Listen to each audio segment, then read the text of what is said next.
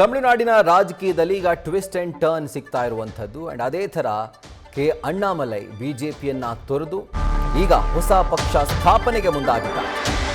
ಈಗಾಗಲೇ ಬಿಜೆಪಿಯ ಸದಸ್ಯತ್ವಕ್ಕೆ ಅವರು ರಾಜೀನಾಮೆಯನ್ನ ಸಲ್ಲಿಕೆ ಮಾಡಿದ್ದಾರೆ ಅಂಡ್ ಅವರ ಈ ರಾಜೀನಾಮೆಯ ನಿರ್ಧಾರಕ್ಕೆ ಆರ್ಎಸ್ಎಸ್ ಬೇಸರ ವ್ಯಕ್ತಪಡಿಸಿದೆ. ಅಣ್ಣಾಮಲೈ ಅವರನ್ನ ಈ ನಿರ್ಧಾರಕ್ಕೆ ದೂಡಿದಂತಹ ನಡೆ ಬಗ್ಗೆ ಆರ್ಎಸ್ಎಸ್ನ ಪ್ರಮುಖರು ಅಸಮಾಧಾನ ವ್ಯಕ್ತಪಡಿಸ್ತಾ ಇದ್ದಾರೆ. ನಾಯಕರು ಮಧ್ಯಸ್ಥಿಕೆ ವಹಿಸಿದ್ರೂ ಕೂಡ ಅಣ್ಣಾಮಲೈ ಅವರೊಟ್ಟಿಗೆ ಏನು ಮಾತುಕತೆ ಆಯಿತು ಅದು ವಿಫಲವಾಗಿದೆ.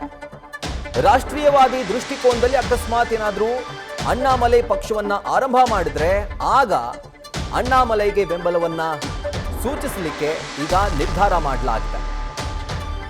ಅಣ್ಣಾಮಲೈ ಸಂಘಟನೆ ಬೆಂಬಲಿಸುವ ಬಗ್ಗೆ ಈಗ ಸಂಘದೊಳಗೆ ಜೋರು ಚರ್ಚೆ ಆಗ್ತಾ ಇದೆ. ಸೊ ಹಾಗಾಗಿ ಈ ನಡೆಗಳಿಂದ ಬಿಜೆಪಿ ಪಾಳ್ಯಕ್ಕೆ ತಮಿಳುನಾಡಿನಲ್ಲಿ ಬ್ಯಾಕ್ ಟು ಬ್ಯಾಕ್ ಶಾಕ್ ಆದಿದ್ಯಾ ಅನ್ನುವಂಥ ಪ್ರಶ್ನೆ ಉದ್ಭವಿಸುವಂತೆ ಮಾಡ್ತಾ ಇದೆ. ಸೊ ಅಣ್ಣಾಮಲೈ ಅವರು ಈಗಾಗಲೇ ಬಿಜೆಪಿಯಿಂದ ಬಹುತೇಕ ದೂರವಾಗಿದ್ದಾರೆ. ಅವರ ಬಿಜೆಪಿ ಸದಸ್ಯತ್ವಕ್ಕೆ ಪ್ರಾಥಮಿಕ ಸದಸ್ಯತ್ವಕ್ಕೆ ರಾಜೀನಾಮೆಯನ್ನ ಸಲ್ಲಿಕೆ ಮಾಡಿದ್ದಾರೆ. ಬಿಜೆಪಿ ರಾಷ್ಟ್ರೀಯ ಅಧ್ಯಕ್ಷ ನಿತಿನ್ ನಬೀನ್ ಅವರಿಗೆ ಅವರು ರಾಜೀನಾಮೆ ಪತ್ರವನ್ನು ಸಲ್ಲಿಕೆ ಮಾಡಿರುವಂಥದ್ದು. ಅದರ ಬೆನ್ನಲ್ಲೇ ಈಗ ಕೊನೆಯದಾಗಿ ಒಂದು ಲಾಸ್ಟ್ ರೌಂಡ್ ಮೀಟಿಂಗ್ ಬಾಕಿ ಇದೆ ಎನ್ನುವಂಥ ಮಾಹಿತಿ ಲಭ್ಯವಾಗ್ತಾ ಇದೆ. ಕೆಲವೇ ಕ್ಷಣಗಳಲ್ಲಿ ಅವರು ಗೃಹ ಸಚಿವ ಅಮಿತ್ ಶಾ ಅವರನ್ನು ಭೇಟಿ ಆಗ್ತಾರೆ ಅನ್ನುವಂಥ ಮಾಹಿತಿ ಇತ್ತು. ಈಗ ಭೇಟಿ ಆಗಿದ್ದಾರೆ. ಈಗ ಸಿಗ್ತಿರುವಂಥ ಅಪ್ಡೇಟೆಡ್ ಮಾಹಿತಿ ಪ್ರಕಾರ ಸೊ ಭೇಟಿ ಆಗಿದ್ದಾರೆ. ಆದರೆ ಅಲ್ಲೂ ಕೂಡ ಯಾವುದೇ ರೀತಿಯಾದಂಥ ಫಲಪ್ರದವಾಗಿಲ್ಲ ಆ ಮೀಟಿಂಗ್. ಸೊ ಹೀಗಾಗಿ ಹೊಸ ಪಕ್ಷವನ್ನು ಸ್ಥಾಪನೆ ಮಾಡಲಿಕ್ಕೆ ಅಣ್ಣಾಮಲೈ ಮುಂದಾಗಿರುವಂಥದ್ದು ಆ್ಯಂಡ್ ಅವರ ಪಕ್ಷ ಸ್ಥಾಪನೆ ಆಗೇ ತೀರುತ್ತೆ. ಇದರ ಕುರಿತಾಗಿ ಡೀಟೇಲ್ಸನ್ನು ಕೊಡ್ತಾ ಹೋಗ್ತಾರೆ ನಮ್ಮ ಸೀನಿಯರ್ ಸ್ಪೆಷಲ್ ಕರೆಸ್ಪಾಂಡೆಂಟ್ ಚಂದ್ರಮೋಹನ್. ಈಗ ಅಣ್ಣಾಮಲೈ ಅವರು ಬಹುತೇಕ ಬಿಜೆಪಿಯಿಂದ ದೂರವಾಗಿದ್ದಾರೆ. ಮಗದೊಂದು ಕಡೆಯಲ್ಲಿ ಯಾವ ರೀತಿಯಾಗಿ ಒಂದು ಪಕ್ಷವನ್ನು ಕಟ್ಟಬೇಕು ಅನ್ನುವಂಥ ಪ್ಲ್ಯಾನ್ನಲ್ಲಿದ್ದಾರೋ ಸೊ ಟಿವಿಕೆ ರೀತಿಯಾದಂಥ ಯಶಸ್ಸನ್ನು ಇವರು ಕೂಡ ಎದುರು ನೋಡ್ತಿದ್ದಾರಾ ಅಂತ ತಮಿಳುನಾಡಿನಲ್ಲಿ. ಹೌದು ರಾಹುಲ್, ಈಗ ಟಿವಿಕೆ ಮಾದರಿನಲ್ಲೇ ಹೊಸ ಪಕ್ಷವನ್ನು ಕೂಡ ಕಟ್ಟಿ ತಮಿಳುನಾಡಿನಲ್ಲಿ ಅಧಿಕಾರದ ಗದ್ದುಗೆಯನ್ನು ಹಿಡಿಬೇಕು ಅಂತೇಳಿ ಅಣ್ಣಾಮಲೈ ಕೂಡ ಪ್ಲಾನ್ ಅನ್ನು ಮಾಡ್ಕೊಂಡಿದ್ದಾರೆ. ಈ ಕಾರಣಕ್ಕಾಗಿಯೇ ಈಗ ಬಿಜೆಪಿ ಪಕ್ಷಕ್ಕೆ ಅಧಿಕೃತವಾಗಿ ರಾಜೀನಾಮೆ ಪತ್ರವನ್ನು ನೀಡಿದ್ದಾರೆ. ಬಿಜೆಪಿ ರಾಷ್ಟ್ರೀಯ ಅಧ್ಯಕ್ಷ ನಿತಿನ್ ನಬೀನ್ ಅವರನ್ನ ದೆಹಲಿನಲ್ಲಿ ಭೇಟಿಯಾಗಿ ಮಾತುಕತೆ ನಡೆಸಿದರೆ ತಾವು ಬಿಜೆಪಿ ಪಕ್ಷವನ್ನು ತ್ಯಜಿಸೋದಾಗಿ ಮತ್ತು ಬಿಜೆಪಿ ಪ್ರಾಥಮಿಕ ಸದಸ್ಯತ್ವ ಸೇರಿದಂತೆ ಎಲ್ಲ ಹುದ್ದೆಗಳಿಗೆ ಸ್ಥಾನಮಾನಗಳಿಗೆ ರಾಜೀನಾಮೆ ಕೊಡೋದಾಗಿ ತಿಳಿಸಿ ರಾಜೀನಾಮೆ ಪತ್ರವನ್ನು ಕೂಡ ಸಲ್ಲಿಸಿದ್ದಾರೆ. ಇದಾದ ಬಳಿಕ ಈಗ ಕೇಂದ್ರ ಗೃಹ ಸಚಿವ ಅಮಿತ್ ಶಾ ಅವರನ್ನು ಕೂಡ ಭೇಟಿಯಾಗಿ ಮಾತುಕತೆ ನಡೆಸ್ತಾ ಇದ್ದಾರೆ.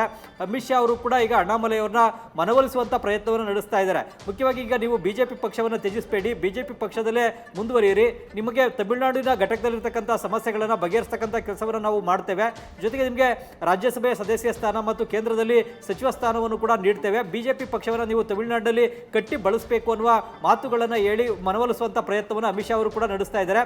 ಹಾಗಾಗಿ ಇದು ಯಶಸ್ವಿ ಆಗುತ್ತಾ ಇಲ್ವಾ ಅನ್ನೋದನ್ನ ಕಾದು ನೋಡಬೇಕಾಗುತ್ತೆ.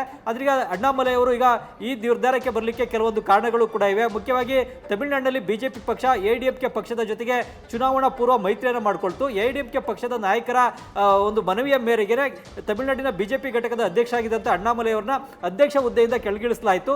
ನೈನಾರ್ ನಾಗೇಂದ್ರ ಅವರನ್ನ ಅಧ್ಯಕ್ಷ ಸ್ಥಾನಕ್ಕೆ ಏರಿಸಲಾಯಿತು. ಇದು ಅಣ್ಣಾಮಲೈ ಅವರಿಗೆ ಮೊದಲಾಗಿ ಬೇಸರವನ್ನು ತರಿಸಿದಂಥ ವಿಚಾರ. ಅದಾದ ಬಳಿಕ ಎಐಡಿಎಂಕೆ ಜೊತೆಗೆ ಮೈತ್ರಿ ಮಾಡಿಕೊಂಡೇ ಬಿಜೆಪಿ ಪಕ್ಷ ತಮಿಳುನಾಡಿನಲ್ಲಿ ಚುನಾವಣೆಯನ್ನು ಎದುರಿಸಿತು. ಇದಕ್ಕೂ ಕೂಡ ಅಣ್ಣಾಮಲೈ ಅವರ ವಿರೋಧ ಆಯಿತು. ಬಿಜೆಪಿ ಸ್ವತಂತ್ರವಾಗಿ ಚುನಾವಣೆಯನ್ನು ಎದುರಿಸಬೇಕು ಅನ್ನೋದು ಅಣ್ಣಾಮಲೈ ಅವರ ಬಯಕೆ ಆಗಿತ್ತು. ಜೊತೆಗೆ ಬಿಜೆಪಿ ಪಕ್ಷಕ್ಕೆ 27 ಕ್ಷೇತ್ರಗಳಲ್ಲಿ ಮಾತ್ರ ಸ್ಪರ್ಧೆ ಮಾಡಲಿಕ್ಕೆ ಅವಕಾಶವನ್ನು ಕೊಡಲಾಗಿತ್ತು. ಬಿಜೆಪಿಗೆ ಕಡಿಮೆ ಕ್ಷೇತ್ರಗಳಲ್ಲಿ ಸ್ಪರ್ಧೆ ಮಾಡಲಿಕ್ಕೆ ಅವಕಾಶ ಸಿಕ್ಕಿದೆ ಎನ್ನುವ ಬೇಸರ ಕೂಡ ಅಣ್ಣಾಮಲೈ ಅವರಿಗಿತ್ತು. ಜೊತೆಗೆ ತಮ್ಮನ್ನ ರಾಜಕೀಯವಾಗಿ ಮೂಲೆ ಗುಂಪು ಮಾಡಲಾಗ್ತಾ ಇದೆ ಮೈತ್ರಿಯ ಕಾರಣದಿಂದಾಗಿ ಎನ್ನುವ ಬೇಸರ ಕೂಡ ಇತ್ತು. ಈ ಎಲ್ಲ ಬೇಸರಗಳಿಂದಾಗಿ ಈಗ ಅಣ್ಣಾಮಲೈ ಈಗ ತಮಿಳುನಾಡಿನ ಬಿಜೆಪಿಯ ಪ್ರಾಥಮಿಕ ಸದಸ್ಯತ್ವಕ್ಕೆ ರಾಜೀನಾಮೆಯನ್ನು ಕೊಟ್ಟು ಬಿಜೆಪಿಯಿಂದ ಹೊರಬರುವಂತಹ ತೀರ್ಮಾನ ತೆಗೆದುಕೊಂಡಿದ್ದಾರೆ. ಜೊತೆಗೆ ಈಗ ಟಿವಿಕೆ ಪಕ್ಷ ರಾಜ್ಯದಲ್ಲಿ ಅಧಿಕಾರಕ್ಕೆ ಬಂದಿದೆ. ಟಿವಿಕೆ ಪಕ್ಷವನ್ನು ಸ್ಥಾಪನೆ ಮಾಡಿದಂಥ 2 ವರ್ಷದಲ್ಲೇ ವಿಜಯ್ ಅವರು ಪಕ್ಷವನ್ನು ಅಧಿಕಾರಕ್ಕೆ ತಂದಿದ್ದಾರೆ. ತಮ್ಮ ಅಭಿಮಾನಿ ಸಂಘಗಳನ್ನೇ ಫ್ಯಾನ್ ಕ್ಲಬ್ಗಳನ್ನೇ ರಾಜಕೀಯ ಪಕ್ಷವಾಗಿ ಪರಿವರ್ತಿಸಿದ್ರು. ಈಗ ಅದೇ ಮಾದರಿಯಲ್ಲಿ ಅಣ್ಣಾಮಲೈ ಕೂಡ ಒಂದು ಸಮಾಜ ಸೇವಾ ಸಂಘಟನೆಯನ್ನು ಹುಟ್ಟಾಕೋದು, ಅದರ ಮೂಲಕ ಜನರ ಸೇವೆಯನ್ನು ಮಾಡ್ತಕ್ಕಂಥದ್ದು, ಜನರಿಗೆ ಹತ್ರ ಆಗ್ತಕ್ಕಂಥದ್ದು.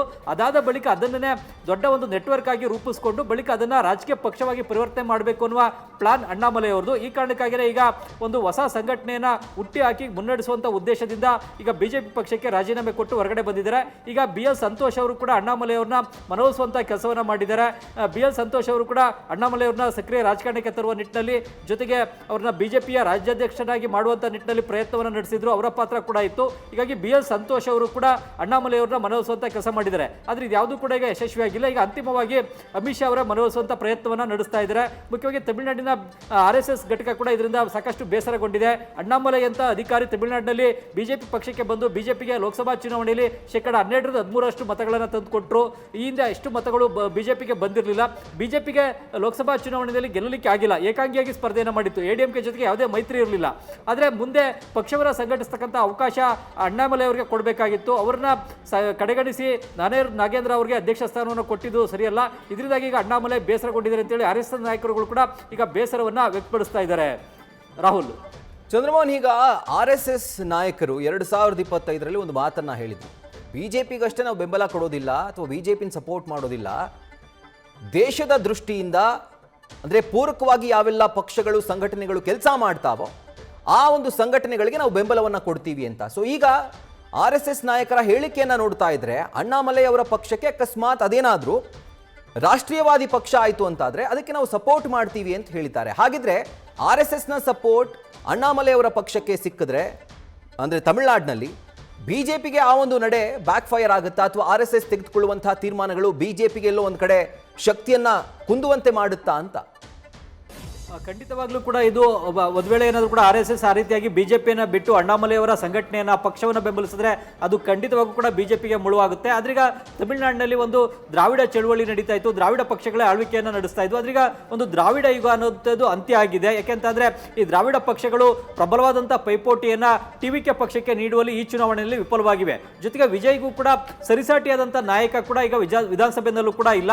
ಹಾಗಾಗಿ ಆ ಒಂದು ಕೊರತೆಯನ್ನು ತುಂಬುವಂಥ ದೃಷ್ಟಿಯಿಂದ ಈಗ ಅಣ್ಣಾಮಲೈ ಅವರು ತಮ್ಮದೇ ಆದಂಥ ಸಂಘಟನೆ ಮಾಡಿಕೊಂಡು ಒಂದು ರಾಜಕೀಯ ಸಂಘಟನೆಯನ್ನು ಮಾಡಿ ರಾಜಕೀಯ ಪಕ್ಷವನ್ನು ಸ್ಥಾಪನೆ ಮಾಡಿ TVK ಪಕ್ಷಕ್ಕೆ ಫೈಟ್ ಕೊಡುವಂಥ ನಿಟ್ಟಿನಲ್ಲಿ ಪ್ರಯತ್ನವನ್ನು ನಡೆಸುವಂಥ ನಿಟ್ಟಿನಲ್ಲಿ ಈಗ ಬಿಜೆಪಿಯಿಂದ ಹೊರಗಡೆ ಬಂದಿದ್ದಾರೆ. ಆದರೆ ಇದು ಎಷ್ಟರ ಮಟ್ಟಿಗೆ ಯಶಸ್ವಿ ಆಗುತ್ತೆ ಅನ್ನೋದನ್ನು ಕೂಡ ನೋಡಬೇಕಾಗುತ್ತೆ. ಮುಖ್ಯವಾಗಿ ತಮಿಳುನಾಡಲ್ಲಿ ಹಿಂದೆ ಕೂಡ ಬಿಜೆಪಿ ಇತ್ತು, ಕೆಲವೊಂದು ಲೋಕಸಭಾ ಕ್ಷೇತ್ರಗಳನ್ನು ಗೆಲ್ತಾ ಇತ್ತು, ಒಂದು 3-4 ವಿಧಾನಸಭಾ ಕ್ಷೇತ್ರಗಳಲ್ಲಿ ಹಿಂದೆ ಬಿಜೆಪಿ ಗೆದ್ದಿದೆ. ಆದರೆ ಈಗ ಕಳೆದ ವಿಧಾನಸಭಾ ಚುನಾವಣೆಯಲ್ಲಿ ಕೇವಲ ಒಂದು ಕ್ಷೇತ್ರದಲ್ಲಿ ಮಾತ್ರ ಬಿಜೆಪಿ ಗೆದ್ದಿದೆ. ಬಿಜೆಪಿಯ ಸಾಧನೆ ಒಂದು ಕಳಪೆ ಆಗಿರೋ ಕಾರಣಕ್ಕಾಗೂ ಕೂಡ ಅಣ್ಣಾಮಲೈ ಬೇಸರಗೊಂಡಿದ್ದಾರೆ. ಈ ಕಾರಣಕ್ಕಾಗಿ ಪಕ್ಷ ತ್ಯಜಿಸತಕ್ಕಂಥ ತೀರ್ಮಾನ ಕೈಗೊಂಡಿದ್ದಾರೆ. ಈಗ ಮುಂದಿನ 5 ವರ್ಷಗಳವರೆಗೂ ಕೂಡ ಪಕ್ಷವನ್ನು ಸಂಘಟನೆ ಮಾಡಿ ಮುಂದಿನ ವಿಧಾನಸಭಾ ಚುನಾವಣೆಯಲ್ಲಿ ತಮ್ಮ ರಾಜಕೀಯ ಪಕ್ಷವನ್ನು ಸ್ಪರ್ಧೆಗಿಳಿಸಿ ಎಷ್ಟರ ಮಟ್ಟಿಗೆ ಯಶಸ್ಸನ್ನು ಸಾಧಿಸ್ತಾರೆ ಅಂತಕ್ಕಂಥದ್ದು ನೋಡಬೇಕಾಗುತ್ತೆ. ಆದ್ರೀಗ ಮುಂದಿನ 5 ವರ್ಷಗಳವರೆಗೂ ಕೂಡ ಕಾಲಾವಕಾಶ ಅಣ್ಣಾಮಲೈ ಅವರಿಗಿದೆ. ಹೀಗಾಗಿ ಮುಂದಿನ 5 ವರ್ಷದವರೆಗೂ ಕೂಡ ಮೊದಲನೇದಾಗಿ ತಮ್ಮ ಸಮಾಜ ಸೇವಾ ಸಂಘಟನೆಯನ್ನು ಬೆಳೆಸುವಂಥದ್ದು, ನೆಟ್ವರ್ಕ್ ಅನ್ನ ರಾಜ್ಯಾದ್ಯಂತ ರೂಪಿಸಿಕೊಳ್ಳೋದು, ಅದ್ರ ಮೇಲೆ ರಾಜಕೀಯ ಪಕ್ಷವನ್ನು ಕಟ್ಟಬೇಕು ಅನ್ನೋ ಒಂದು ಪ್ಲಾನ್ ಅನ್ನು ಹಾಕೊಂಡಿದ್ದಾರೆ. ಜೊತೆಗೆ ತಮ್ಮ ಸಂಘಟನೆಗೆ ಮತ್ತು ರಾಜಕೀಯ ಪಕ್ಷಕ್ಕೂ ಕೂಡ ಒಂದು ಬಿಜೆಪಿಯ ತತ್ವ ಸಿದ್ಧಾಂತಗಳನ್ನೇ ಅಳವಡಿಸಿಕೊಳ್ಳುವಂಥ ನಿಟ್ಟಿನಲ್ಲೂ ಕೂಡ ಪ್ಲಾನ್ ಅನ್ನು ಮಾಡ್ಕೊಂಡಿದ್ದಾರೆ. ಅಂದರೆ ರಾಷ್ಟ್ರೀಯವಾದಿ ಚಿಂತನೆಯಲ್ಲಿ ಇರಬೇಕು ಮತ್ತು ಒಂದು ರಾಷ್ಟ್ರೀಯವಾದಿ ದೃಷ್ಟಿಕೋನದಲ್ಲೇ ಪಕ್ಷ ಮತ್ತು ಸಂಘಟನೆಯನ್ನು ಕಟ್ಟಿ ಬೆಳೆಸಬೇಕು ಅನ್ನೋ ಒಂದು ಪ್ಲಾನ್ ಅನ್ನು ಕೂಡ ಅಣ್ಣಾಮಲೈ ಅವರು ಹಾಕೊಂಡಿದ್ದಾರೆ. ಈ ಮೂಲಕವಾಗಿ ಯುವಜನತೆಯನ್ನು ಸೆಳಿಬೇಕು ಮತ್ತು ಹಿಂದುತ್ವದ ಮತಗಳನ್ನು ಸೆಳಿಬೇಕು, ಹಿಂದುತ್ವದ ಜನರದ ತಮ್ಮ ಸಂಘಟನೆ ಕಡೆಗೆ ಮತ್ತು ಪಕ್ಷದ ಕಡೆಗೆ ಸೆಳಿಬೇಕು ಅಂತೇಳಿ ಪ್ಲಾನ್ ಅನ್ನು ಮಾಡ್ಕೊಂಡಿದ್ದಾರೆ. ಇದು ಈಗ ಎಷ್ಟರ ಮಟ್ಟಿಗೆ ಯಶಸ್ವಿ ಆಗುತ್ತೆ ಅನ್ನೋದನ್ನು ನೋಡಬೇಕಾಗುತ್ತೆ. ಯುವಜನತೆ ಈಗ TVK ಪಕ್ಷದ ವಿಜಯ್ ಜೊತೆಗಿದ್ದಾರೆ ಅನ್ನೋದು ಚುನಾವಣಾ ಫಲಿತಾಂಶದಲ್ಲಿ ಸ್ಪಷ್ಟವಾಗಿ ಗೊತ್ತಾಗಿದೆ. ಆ ಒಂದು ಯುವಜನತೆಯನ್ನು ಕೂಡ ತಮ್ಮ ಪಕ್ಷದ ಕಡೆಗೆ ಸೆಳ್ಕೊಳ್ಳುವಂಥ ನಿಟ್ಟಿನಲ್ಲಿ ಕೆಲಸವನ್ನು ಮಾಡಲಿಕ್ಕೋಸ್ಕರ ಈಗ ಅಣ್ಣಾಮಲೈ ಬಿಜೆಪಿ ಪಕ್ಷಕ್ಕೂ ಕೂಡ ಗುಡ್ ಬೈ ಹೇಳಿದ್ದಾರೆ. ರಾಹುಲ್, ನ್ಯೂಸ್ ಫಸ್ಟ್ ನಿರ್ಭೀತಿಯಿಂದ ನಿಮ್ಮ ಪರವಾಗಿ.